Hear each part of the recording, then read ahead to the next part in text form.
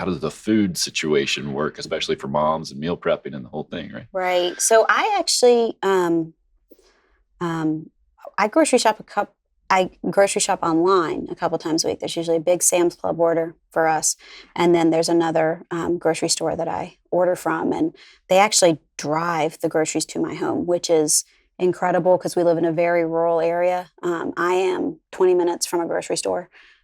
So like the $10 delivery fee, I'm like, sign me up. I will do that one. How long have they been doing that for you? Not long. Not long. Right. Yeah, not long. Like we can't get pizza delivery. They won't come to us. Or we don't trash get, pickup. Yeah, or trash pickup. Like we don't get. We got to take our stupid trash to the dump. Yeah, we do every week. Which I used to do. Don't. I don't yeah, really I'm more. like, what are you complaining about? Yeah. Mid-level management. You're the garbage man. Go. Yeah, you have a license and a vehicle that you have use of, so you are now the trash man. Yeah. Nice. Have you rotated trash men yet? Or Oh yeah. Yeah. But the amount. I can imagine. Amount of trash It's that embarrassing. comes Let's not out of talk our about house it. on a 7-day cycle and goes in the back of my 2500 Silverado pickup truck. It fills that thing to the brim every stinking week. Well, but that's hand in hand with the food, though, right? It is. Yeah. I mean, but like it's the big, the huge trash cans, Uh-huh. like the huge ones that are outside a house. Like how many do we have? 5. Plus a normal size. No. Well, I'm sorry. We have 4 plus a normal size one. Okay, so we have 5 pretty big trash cans outside next to the driveway. Yeah. And all of them are overflowing with stupid dogs or whatever we'll get into. If it's hanging over the edge, the dogs or raccoons or something will get into it every stinking week. It's unbelievable. I don't understand. This is how much stuff we consume. But to the food thing, I haven't found it any more difficult to cook for the number of people we have in our home now than I did when we just had little people, because it's just more quantity, right?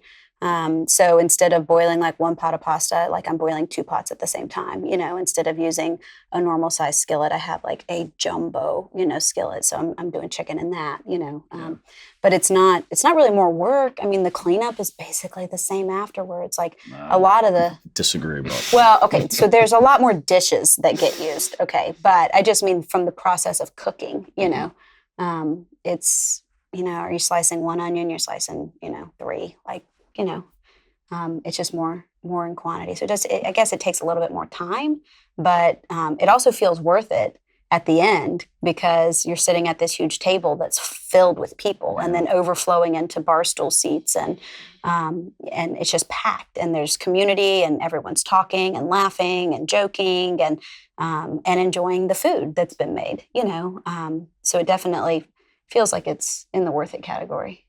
I think food's awesome because it just brings people together, but it really is an excuse for people to come together. I would like to think they come anyway, but when our adult children, whether college or married with kids now, they come home. People said, just recently, oh, how was your Thanksgiving? And it was great, but it was like pretty much the same as all the time. I mean, it's really not that different because most of our kids live near here and one's moved away, but we always have a big party at our house.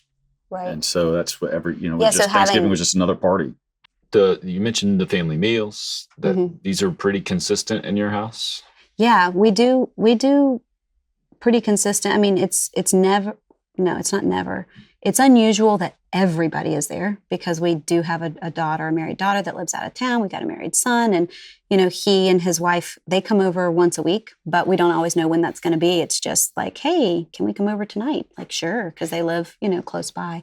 But for the kids who live in our home, it's pretty consistent. So it's not always great, gourmet meals, but it is like sometimes it's just grilled chicken on a salad with some dressing on top and, and a cup of soup, and but it's still time together. So.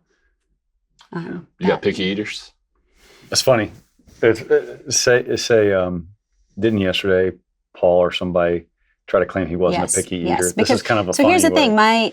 Since I started, really becoming more aware of nutrition, my younger kids, they'll eat a kale salad like it's nothing, like they'll ask for it, because this is their experience of like what normal food is. And we don't eat a lot of fast food.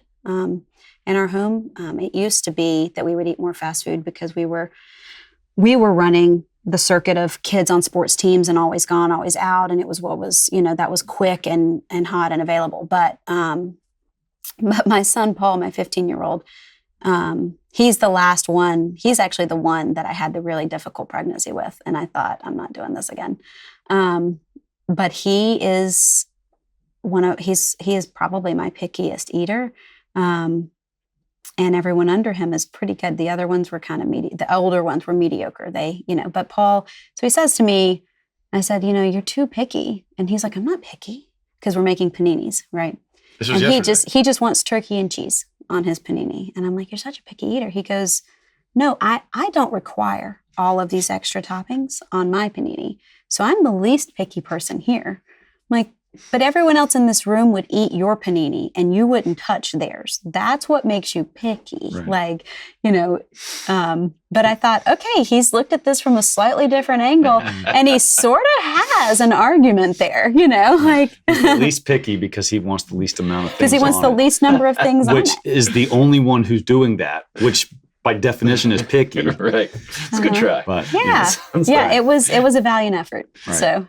But how many times have I heard her say over the years, I'm not a short order cook. I'm not a short order cook. Eat what we gave you. Yeah. You can't let these kids be spoiled. Yeah, the paninis are a fun thing. Everybody does their own toppings, but most meals in our home, you don't like capers on chicken piccata? I'm sorry. You have two choices, eat them or eat around them, but it's going on your plate, Right. So. Yeah, we're not taking a whole bunch of orders for kids. And it's not just out of simplicity's sake. I'm not raising spoiled brats. Damn okay, it. for me, it's out of simplicity's sake. Principle, reality. Which is one of those, if I could do it, I would probably be drawn to do it. But at a certain point, it became unmanageable. No, I can't do this times 7 kids with that, So for me, it was one of those things that, yeah. I'd probably make the kids eat something they don't want just on purpose. And you do. Yeah. And the kids hate when I'm gone during mealtime because they're like, I don't please. feed them stuff. They're like, what's for lunch? Can you get something for lunch before you go? I'm like, no, do you understand? Dad gave us PB&J on a quesadilla for lunch the last time he was here. What's He's wrong like, with it's that? bread, it's bread. peanut butter, it's Bread. jelly. I'm like, I'm sorry. I am out the door now. So I'm not going I to actually set like this up it. for I mean, you. I like I have to a try that. wrap. And who doesn't like peanut butter and jelly? We didn't have regular bread. Right? Yeah. Stick it on the. I get it. on. It's not that offensive. I think. No, but I had my kids one time. One time, we didn't have any bread. We had hot dog buns. So I put peanut butter jelly and hot dog buns, Yeah, and they yeah. thought I was from another planet. I'm like, what? It's bread. Yeah. Anyway, so I hate. I There's hate a when the theme kids. here. If I leave, it's peanut butter and jelly on something. We're not really sure what. But Yeah. Like, I mean, why not? it is great. Right.